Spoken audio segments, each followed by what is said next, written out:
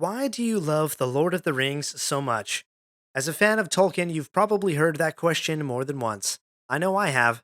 In fact, after 3 years and nearly 200 episodes, I think it's hard for me to pin down just one reason why I love Tolkien's works. Tolkien himself once articulated what makes a really enchanting story in an essay called On Fairy Stories. We explored that essay some time back, and you can find it in episode number 95 at ringspodcast.com/95. Today we revisit that essay, but we will also follow Boromir's advice when he said, quote, "None of us should wander alone." I teamed up with the hosts at the Booked All Night podcast to explore a few ideas about great storytelling and why we love The Lord of the Rings so much. You can find the full conversation over at the Booked All Night podcast. I'll put a link in the show notes. And here's a curated snippet for you to enjoy. Now, let's wander.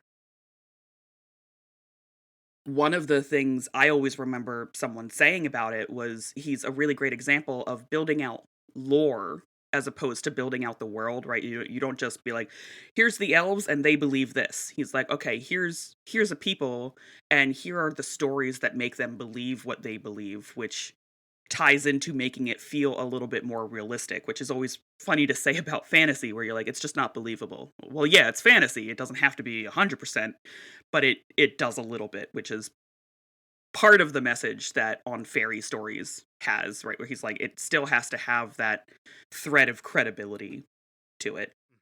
Yeah, absolutely. Yeah, one of those principles in On Fairy Stories is that inner consistency of reality, right? And that the rules of that world have to be consistent in and of themselves. And he gives this great example of a green sun. Like it's easy to say in fantasy, okay, here's a new world that you haven't experienced where the sun is green. But what does that actually mean from like a scientific standpoint to say that the sun is green? Like, would trees still have green Yeah. leaves? Would the water still shine blue? Would the sky be blue? Like, you have to like think through what are all of those logical implications of saying that the sun is green, and that's what gives an inner consistency of reality within the world Yeah. itself. I love the example of the green sun because it's something that when you're kind of talking about like setting the scene, there are so many things that are just little things that'll pop you out of the story. And most fantasy readers obviously have a higher suspension of disbelief, but it'll be like this little thing that pops you out. Yeah, just building off of that, I love the one thing that came out of this that really stood out to me was the idea of secondary worlds and secondary belief. Because of the nature of language and because of the nature of words, what a chair is to me is not going to be what a chair is to you. So when I say chair, I might be thinking of like, a nice wooden chair or something, and somebody else might come back with like a roller chair or something like that. And I think one of the beautiful things about fantasy, and Tolkien touches on this a bit near the end, is the idea that it does require that second person to kind of fill in the details of the world on their own. Fantasy done right is not an individual thing. Yeah, I really love what you're saying there, Rob, especially the idea of the creation of the subworld or the secondary world within the reader's mind. And I think for Tolkien, that's why literature was like the highest form of art, was because every other form of art, it kind of it took some of the audience members' imagination away. Like if you look at a piece of painting, you don't have to imagine the visual anymore. If Yeah. you're watching a play or a drama, like part of your imagination doesn't have to be involved. But when you're reading literature, and the author says, "Oh, there's a hobbit who lived in a hole." Like, boom, all of a sudden your imagination is activated, and you're like, da da da da da. But then he has to say, "No, this wasn't an oozy hole filled with worms or whatever. It was a hobbit hole." And so all of a sudden you're like, "I've never encountered a hobbit hole before. Tell me more about this, Tolkien." And he goes on and on and on and on. And so it's like you have this dance back and forth between an author and a reader of saying, let me tell you this thing that you have experience with, but it's different than what you've experienced before. And here are some details. And we're going to subcreate together across the expanse of time and distance. We're going to subcreate this beautiful secondary world together. And I think for Tolkien, that was why literature was the highest form of art. I love that example too. It's so when I was an undergrad, one of the messages of our program was that writing is social, and it took me a very long time to understand what they meant. And that's one of the examples is that when I give you a chair, you, the reader, imagine the chair. I can't paint the chair for you as a writer. And it was that and, like, a few other instances that finally got me to come around to the idea that writing is social, because the rest of it, I'm like, "No, it's not. I sit in a room and I do it by myself. What do you?" Yes, I'm an Yeah. introvert. I don't I wanna be don't social. talk Yeah. to anybody. What are you talking about? And I talked to, like, one other person about my writing. I have no idea what you mean by writing is social, but it is. And I think it was Stephen King who calls it a form of time travel in that instance that, Tolkien, Mm, the trilogy is published in, like, the late 50s, right? And here we mhm. are reading it today and still getting images, and how is that not a form of time travel if you really wanna get, like, super bougie and theoretical about things? I agree, like, that's part of what makes literature and writing one of these beautiful pieces of art, because if I play, as you said, if I play music for you, you hear music. There's nothing for you to input there. And if I show you art, there's no art for you. But literature, especially if you get into a lot of critical theory like reader response, we bring ourselves to literature. We bring our experiences, our education, and our world to that. So if, as Rob said, like, oh, you might be thinking of a rolling chair, but if I've never seen a rolling chair is not going to be what I think about.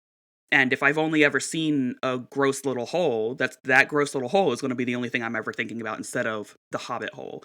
A tree is a perfect example of that. If I say tree, somebody's going to think of a pine tree, somebody's going to think of a willow tree, someone's going to think of a maple, someone's going to think of a palm, and it all just comes back to reader response, which is it depends on our relationship to that word and our experience with that word and that world. Yeah, and for some authors, I can imagine that would be highly frustrating because you as an author have a vision in your Mhm. mind of this story that you're trying to tell and the world that it takes place in, and you're trying to describe it, but yet words, as Rob was mentioning before, words and language and communication, it's not as easy as saying, "Let me telepathically give this vision in my mind into your mind," right? It's this whole you're communicating through this textual language. If I may, there's a quote from Tolkien and on fairy stories that I want to read. It's a Yeah. little bit long, but it speaks perfectly to this, and it's right at the beginning of his essay on fairy stories. He says this: "The land of fairy story is wide and deep and high, and is filled with many things. All manner of beasts and birds are found there, shoreless seas and stars uncounted, beauty that is an enchantment, and an ever present peril, both sorrow and joy as sharp as swords. In that land, a man may, perhaps, count himself fortunate to have wandered, but its very riches and strangeness make dumb the traveler who would report it. And while he is there, it is dangerous for him to ask too many questions, lest the gates shut and the keys be lost. The fairy gold too often turns to withered leaves when it is brought away. All I can ask is that you, knowing these things, will receive my withered leaves as a token that my hand at least once held a little of the gold." I love that. I did love that quote. Yeah, that was my absolute favorite quote.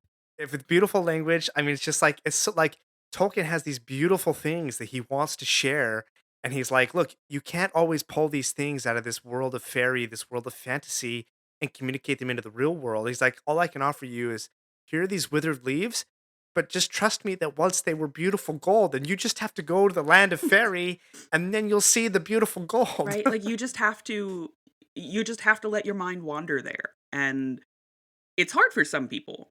It, sometimes like fantasy's not your genre. And so oh my god, the amount of times that Maggie and I have heard this in workshops, I just don't do fantasy. And so it's like, okay, but you do stories. So does it make sense that this guy wants to kill somebody else based on what you know about him?